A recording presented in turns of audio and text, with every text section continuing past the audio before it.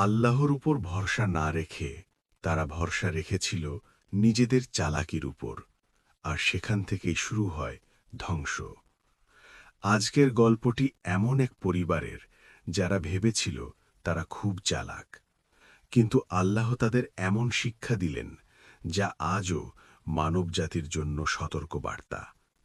চলুন শুরু করি বাগানের মালিকদের কাহিনী। একসময় এক নেককার মানুষের বাগান ছিল। এক ধনী কিন্তু অত্যন্ত আল্লাহভীরু ব্যক্তি ছিলেন। তিনি শুধু ধনী ছিলেন না, ছিলেন হৃদয়ে ধনী। তার একটি বিশাল বাগান ছিল, সবুজ গাছে ভরা, পাকা ফলের ভারে নুয়ে পড়া ডালপালা, আর বাতাসে মিষ্টি ফলের ঘ্রাণ।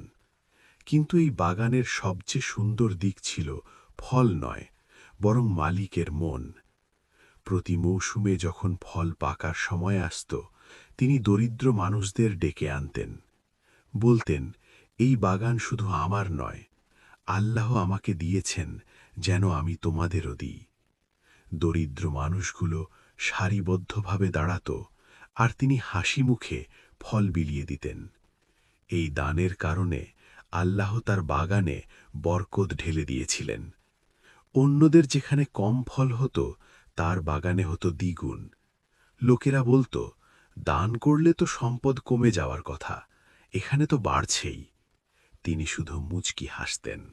এই মানুষটি বুঝতেন, সম্পদ আমার হাতে নয়, আল্লাহর হাতে।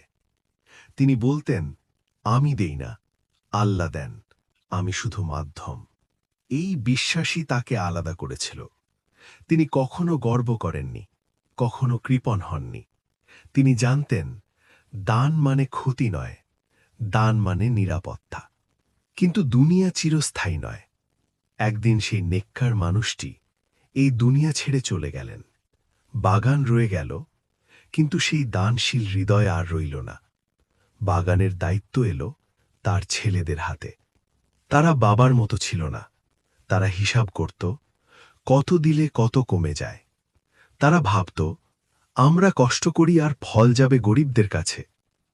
তাদের একজন বলল, আমাদের বাবা বুদ্ধিমান ছিলেন না। আর একজন বলল, হ্যাঁ, তিনি জীবনের বাস্তবতা বোঝেননি। তারা বাবার দানের অভ্যাসকে দুর্বলতা ভাবল। তাদের মনে একটাই চিন্তা, কিভাবে সব নিজেরা রাখা যায়। তারা গোপনে বৈঠক করল। একজন বলল, আগামীকাল খুব ভোরে যাব, দরিদ্ররা আসার আগেই সব ফল তুলে নেব। আরেকজন যোগ করল, রাতেই কাজ শেষ করলে ভালো হয়। কিন্তু তারা একটি বড় ভুল করল। তারা বলল না, ইনশাআল্লাহ। তারা ভাবল সবকিছুই তাদের নিয়ন্ত্রণে। তারা ভুলে গেল, নিয়ন্ত্রণ আল্লাহর। পরিকল্পনা শেষে তারা ঘুমাতে গেল। তাদের ঘুম ছিল শান্ত, কিন্তু সেই শান্তির ভেতরে লুকিয়েছিল ধ্বংস। তারা ভাবছিল, কাল আমরা ধনী হব, কেউ ভাগ চাইবে না। কিন্তু তারা জানত না, সেই রাতেই আল্লাহ এক ফাইসালা করে ফেলেছেন। রাত গভীর হলে আল্লাহর পক্ষ থেকে এক বিপদ নেমে এলো। এক প্রচণ্ড আগুন ঝরা বাতাস, এক ভয়ঙ্কর ঝড় বাগানের উপর দিয়ে বয়ে গেল। সবুজ গাছ কালো হয়ে গেল, পাকা ফল ছাই হয়ে গেল। যেখানে ছিল জীবন, সেখানে রইল নিঃশব্দ মৃত্যু। কিন্তু তারা তখনও ঘুমাচ্ছিল, অহংকারের ঘুম। ভোর হল। তারা উত্তেজিত হয়ে উঠল। চুপি চুপি বেরিয়ে পড়ল বাগানের দিকে, যেন কেউ দেখে না ফেলে। পথে তারা বলছিল, আজ আর কাউকে কিছু দেওয়া হবে না। কিন্তু দূর থেকে বাগান দেখে তারা থমকে গেল।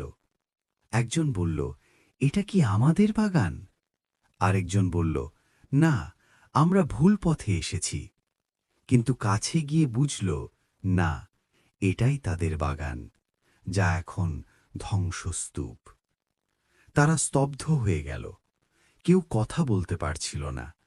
একজন চিৎকার করে উঠল, আমরা তো সর্বনাশ হয়ে গেলাম।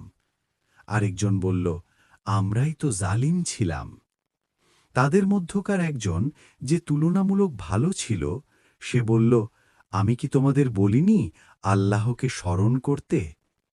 তখন তারা বুঝল, তাদের সবচেয়ে বড় ভুল ছিল আল্লাহকে ভুলে যাওয়া।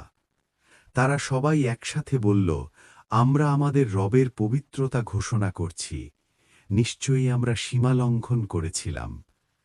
তারা একে অপরকে দোষ দিল, কিন্তু শেষে বলল, হয়তো আমাদের রব আমাদের ক্ষমা করবেন যদি আমরা তার দিকে ফিরে যাই। এই ছিল তাদের উপলব্ধির মুহূর্ত। প্রিয় দর্শক, এই গল্প শুধু অতীতের নয়, এটি আমাদের বর্তমানের আয়না।